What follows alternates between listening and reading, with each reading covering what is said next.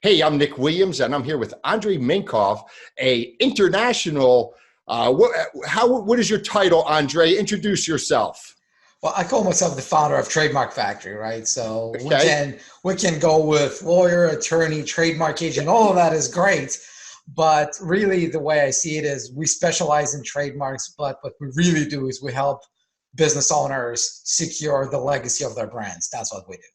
Yes, and I have done such a thing, and in doing so, and I brought this along with me to show. This is, Nice. yeah, you like that? I like Uh, that. yes, and having this means that I can put that little R next to my name, correct? Yeah. Yeah. Big difference between TMs, which anybody could put slap to next to anything, and Okay. R in a circle, which means a brand that you actually own. I'm just like Pepsi. I'm like Coca-Cola and FedEx, aren't I? Well, look, the funny thing about it is that Pepsi, FedEx, and Coca-Cola started small. Yes. Every single business starts small. And here's probably one of my favorite stories with Coca-Cola. They filed their first trademark in 1892, which was the year they just incorporated, and the year they were selling 9 drinks a day. I There you call it a go. lemonade stand with a dream. But really what they realized is that if they were to be successful, the brand will be their most valuable asset, and now it is. And so Yes. they have been renewing the same trademark since 1892. And you do have to renew these. I just, on the back of the document here, Yeah. they have some rules. You got to keep this up to date. And I did not know that. So that's, A lot of business owners lose their trademarks because they miss the deadlines for renewals, for the mandatory maintenance filing. So in the US, you got to file between 5th and 6th anniversary of the registration. If you don't do that, they'll kick you out. Right. And then it's just every 10 years. now I've got a couple of questions about the little guy, and that would be the mom and pop insurance agency. Yeah. So let's say I have the company Advantage Life and Health. That is a insurance agency that I own. Now, when Right. I go to the trademark search Mm-hmm. and type that in, there's a ton of Advantage this and Advantage that and the related Yeah. insurance and some of them, but there's no Advantage Life and Health. Right. So there's Advantage Health. And Mm-hmm. this is an interesting kind of scenario. And I would think a lot of insurance agents would have this, a lot of people Yeah. having little agencies. Right.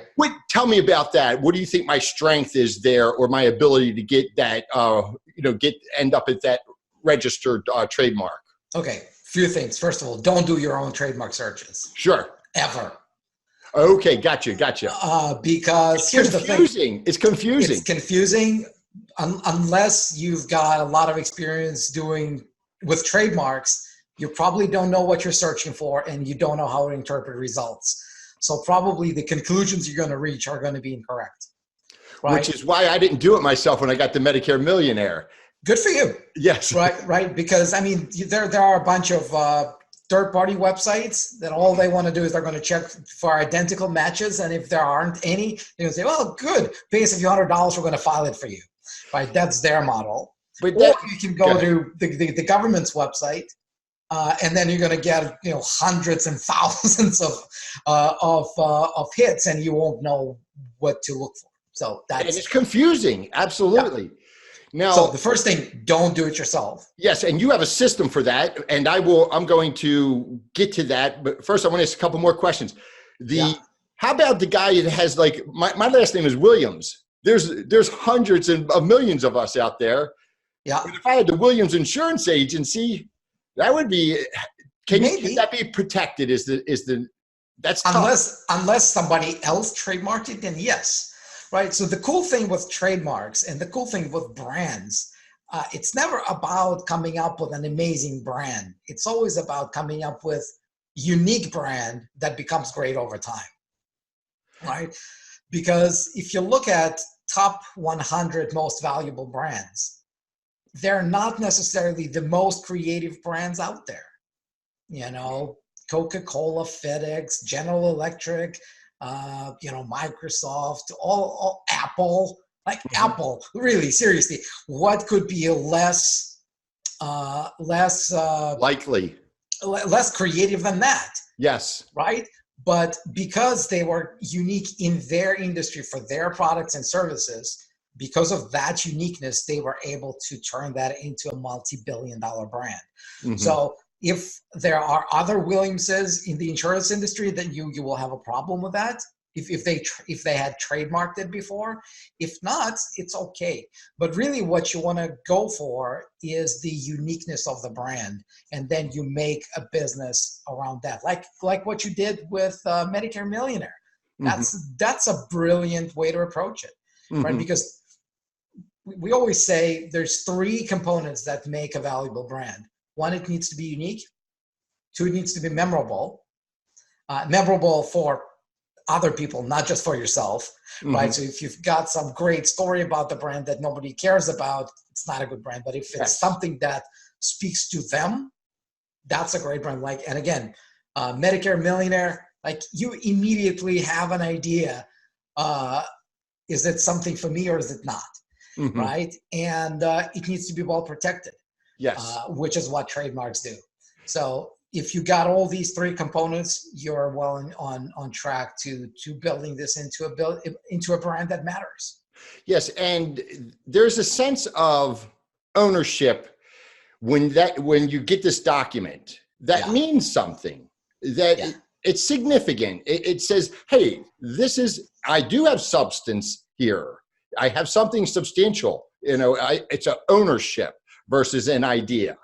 And I believe that, at least. We've helped thousands of business owners protect their brands, and you can't imagine how often I hear from them that as soon as they get their certificate, and by the way, when we do it, we send them a certificate in a custom frame, right? So not just a piece of paper. I know. So when they get that, they're like, this was the moment when I looked at my business differently for the first time.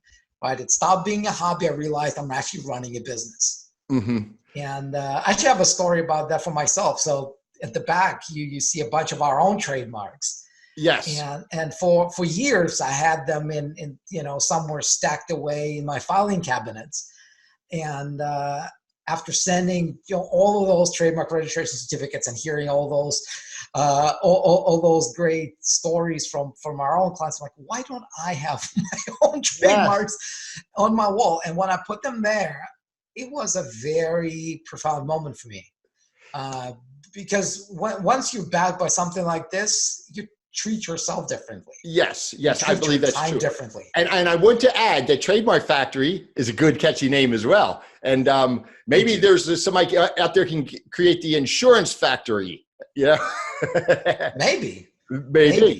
Now, how long does this process take?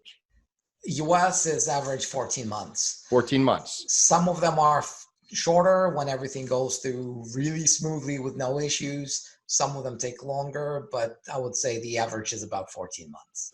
Now, can you describe that process so that agents would have an idea of what would be in store for them if they were to go down this avenue? Cool. If you don't mind, I'm going to describe this in layman terms. Sure, absolutely. And I'm going to use our own proprietary formula that we use for that. We call it TM's into R's brand protection formula. Okay. Right? So TM stands for unregistered trademark. R refers to an R in a circle, which means a registered trademark.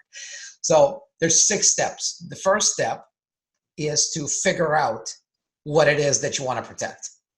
And believe it or not, this is as important as it's often overlooked, because it's not just your name necessarily. It could be the name of your product, could be the name of your features, could be a tagline, could be a logo, could be a combination. So you have to have an idea about what brand elements I've got in my business that I'd like to own. Okay. And that's something we can help you with in our free call with our strategy advisors. The second step is to find out if those brand elements are even trademarkable. Right, that's when the comprehensive trademark search happens. Right, you can end up wanting 10 elements that are all great, and then you realize that, whoops, I can only own 3 of them because 5 of them are descriptive and 2 of them are owned by somebody else. Happens all the time. right? So that's the second step. Before you go any further, you want to have an idea how trademarkable that is. The third step is to file your trademark application, which is easy, which is probably the easiest step in the process, right? You can file your trademark yourself. That there are dozens of companies who will file your trademark for next to nothing precisely because of that. But obviously, until you filed your application, nothing happens. The fourth step is where all the real work of trademark attorneys, trademark agents begins. We call it fight to get it approved and allowed, because out of all trademark applications filed, about 70% will be initially rejected. You will get some sort of an office action, a letter from the trademark's office that's going to say what they don't like about your trademark application. And if you don't know how to respond to those, your trademark application is going to be, denied, and it's going to die a painful death. So this is where all the back and forth happens. This is where most of the wait and delay happens, which is why it's 14 months. Assuming you've survived it and it got approved and allowed, the fifth step is to finalize it, which is sometimes you have to file a statement of use. There are some formalities to take from allowed to registration. This is when you get your trademark registration certificate. And like I said, we send a framed certificate, not just a PDF. And the sixth step is follow up. It's all the renewals, right? So in the US, you have to file a statement of use between the 5th and 6th anniversary of registration. You got to renew it every 10 years. You also want to monitor if somebody's trying to file a trademark similar to yours, because most of them, the trademark's office will spot themselves and they're going to cite it against anybody else who comes in later. But some of them, they may miss. And it's up to the brand owner to police others who are trying to file a trademark similar to theirs so they can oppose it. So that's the trademarking process in a nutshell. I will tell the listeners or viewers of this video that I did a video with a Medicare Guru the other day, and he had the Medicare coach previously, and he won't mind me saying this because he said it on our video, in our interview. He was shut down. So I would say that while this may seem to be a big process or a lengthy process, that it would be a whole lot worse if you invested money into logo, your website, business cards, all the related paraphernalia, and somebody says, you can't have that name, because that, in essence, is what happened to the Medicare coach. He basically had to stop using that name. So it's worth the investment of time. Look, I always say that there's no reason in the world to spend a minute of your life or $1 out of your pocket building a brand you don't own. Yes, perfect. You're building this business anyway. You're spending your time. You're spending your money on ads. You're spending your money and time going to networking events, giving out those business cards. The reason you're doing it is because you want people to know you under that brand. Otherwise, you wouldn't even have that brand. Especially with the internet in this day and age, because you're trying to build something memorable so that you can, catch people's attention, and the repetitive viewing of your content, that matters. And even if it's locally, and it may be more so locally for a lot of these agencies, that they're recognizable. And what if you put in 2 years of efforts and then you're shut down? Now you're basically, from a brand name, from that, again, I think one of the things is, I'm going on a tangent here, agents don't think that they'll ever have a brand, but you do. And it is important, especially with the internet, where it's not word of mouth, it's the recognition factor. Look, and if you don't, if you're like everybody else, you've got a problem. Because it's such a competitive market, such a competitive industry. And really, the more competitive the industry, the more important the brand is, because everybody does the same thing. Right? Everybody teaches the same thing. Everybody's delivering the same service. I mean, you can tell people all day long how personable and reliable you are and how friendly you are, but it doesn't make you unique. The brand makes you unique. Yes. Right? there's only so many things you can do differently from everybody else, especially in the licensed industry like yours. Mm-hmm. Now, you said something before, not only the name, but perhaps a tagline of some sort, a slogan. That also is something that could be trademarked. Yeah, and in service industries, I would say that taglines are sometimes more important, especially in those when there's a big organization, kind of an umbrella organization, and there's a bunch of agents who are competing for the same market, for the same attention, and they're trying to say, explain it, especially in real estate, right? That's probably the best example, like Remax, right? The umbrella, and there's hundreds of teams, probably thousands of agents running around and trying to explain to people who want to sell or buy how they're different from all the other Remax agents. Exactly, yes. And they come up with team names and they come up with taglines. That's what goes on the bus, right? That's what goes on the bench. That's what people remember, because nobody's going to remember your name. Yes. Right? People are going to remember the brand. Ajay, the most famous picture that of all time is the Mad Magazine, I think, where the guy's holding a puppy and he has a gun and he says, "If you don't buy this magazine, we're going to shoot the puppy." Do you remember that? Yeah. The puppy dies. The puppy dies. Well, I just thought of that because there's a local realtor around here that every sign has her and her little white poodle. So if she would just have a gun in her hand. Yeah. It's terrible. I have to stop there. But okay, you have a system. Can you tell us a little bit? You have a website where there's some programs where people can go to this website. Talk a little bit about how people can get with you and what they should do and how your system is streamlined. Yeah, so there is a website. It's trademarkfactory.com. Pretty easy. Yes. And the first thing you're going to see is a big button that says book a free call. Because really that's where it starts. We want you to get on. Very easy, because that's how I initially booked this this interview. Yeah, actually it's easier because what I sent you was my other calendar. Okay. What happens on the website, it's even easier. Yes. So you book a call with one of our strategy advisors, and this is where we help you figure out what it is that you want to that you want to protect, right? And then as a result of that call, assuming that you feel there's a fit, assuming we feel there's a fit and that you take your brand seriously, you become a client. Our team will do a comprehensive trademark search, a mandatory comprehensive search. Even if you come to us and say, you know, Andre, don't worry, I've done all the searches, I've checked, it looks good, let's just file it. We're not going to do it. We want to make sure that we actually had a look, we saw what's out there, and we gave you the chances. If it's doable, we're going to do it. If it's not doable, you can either get a full refund, so you get essentially a free opinion why your brand is not trademarkable, or you can keep working with us until you come up with another name that you love and that we tell you is trademarkable. Yes. And then there's one flat fee that covers everything from start to finish. If there's one thing that business owners hate when dealing with lawyers is what? Billable hours. That's right. Because it's like insurance companies nowadays. And you have no idea how many hours it's going to take. Yeah.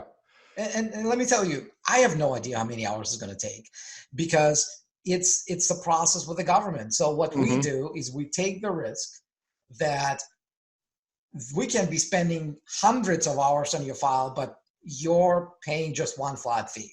Yes. And I looked at the numbers and they're reasonable, and anybody can go to trademarkfactory.com and see those numbers, correct?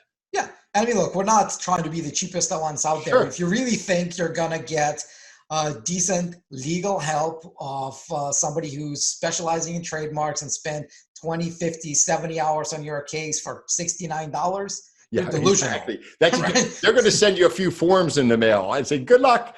Right. So that's one flat fee. And if we don't get your trademark at the end of the day, you get all your money back. It's a full. Yeah. What more can you ask for? And I do want to tell the viewers, Andre has a great story, and you've traveled across the world to get to where you are now. And I find that very inspiring and very, it's important. And insurance agents are fighting to it's a tough business, Andre.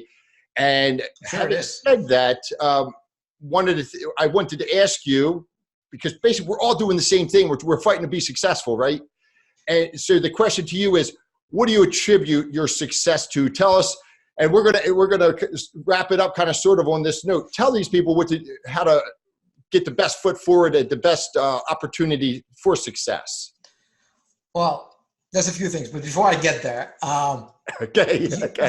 you're actually closer than you ever thought when you said we're in the same business, because we're both in the risk prevention business. Mm-hmm. Trademarks, right? Trademarks, it's something you wish you never have to use. Mm-hmm. It's ammunition for a fight that you hope never happens. I never thought of that. So it's some people say, well, you know what? I had this trademark. I never had to fight anybody. It's like being upset that you had a fire insurance and your house never burned down. Yeah. Right. So this is kind of one thing. But to your point, look, I started in this industry because of my dad. And if you're detecting an accent, you're right. I was born in Russia, lived most of my life there. My dad was a famous composer. And one day, when I was still a student in law school there, he caught a radio station stealing his music to make an ad for Samsung. And he asked me if I could help him protect his rights, go after the radio station for copyright infringement. And I took this case all the way up to one of the highest courts in Russia and won. It was my very first case. I still had my hair long, like all the way to my elbows. Yes. And so still managed to win, and got passionate about helping people protect that which only exists because they created it. Mm-hmm. And what was it, 12 years ago, I left Russia. I had enough of the Russian regime, and moved to North America, moved to Canada, because it was the easiest place to get to that has English as state language. Mm-hmm. And went through my second law school. And when I graduated top of my class, my assumption was that I'd be, joining yet another law firm and just doing what I always do. And that didn't happen. For whatever reason, I didn't get the offers. And that was the best thing that ever happened to me, because that allowed me to look back at and basically look at myself and realize, what do I love about doing what I do? And it wasn't about lawyering. It wasn't about, wearing a suit and tie. Mm-hmm. It was about helping people protect that which only exists because they created it. Mm-hmm. And long story short, I started a business which was initially just a regular law firm. And very quickly from there, I realized that there's something missing in this business. Clients. That's right. Clients. We have the same problem in this business. It's universal. And I said to myself, look, I got to figure out a way to stand out from everyone else who's offering the same thing. Mm-hmm. And that's how Trademark Factory was born. I realized, what are the 3 things that people hate most about dealing with lawyers? They hate billable hours. They hate uncertainty of the result, right? Mm-hmm. And they hate that they would be wasting their time on trying to get a trademark that they will never be able to own. And so we came up with the free comprehensive trademark search that's built into all of our packages, the one flat fee that covers everything from start to finish, and 100% money back guarantee. So we did the opposite of what everyone else did, and we came up with a brand that's memorable, that's unique, and that's now trademarked in a bunch of countries. And I will tell you that this, what you said before, you're trying to find a way to stand out. And that's exactly what the insurance agents are doing, whether they're Medicare agents, life insurance agents, just regular health insurance agents. It's how do you get noticed? And so same business, you're right. Well, listen, we appreciate you. And I think this is a very important thing, because I think the ownership of your business, how did you put that one more time? You had a great way to sum it up. There's no reason in the world to spend a minute of your life or $1 out of your pocket building a brand you don't own. Okay, we'll leave it right there. And trademarkfactory.com. There you go. All right, we'll see you guys.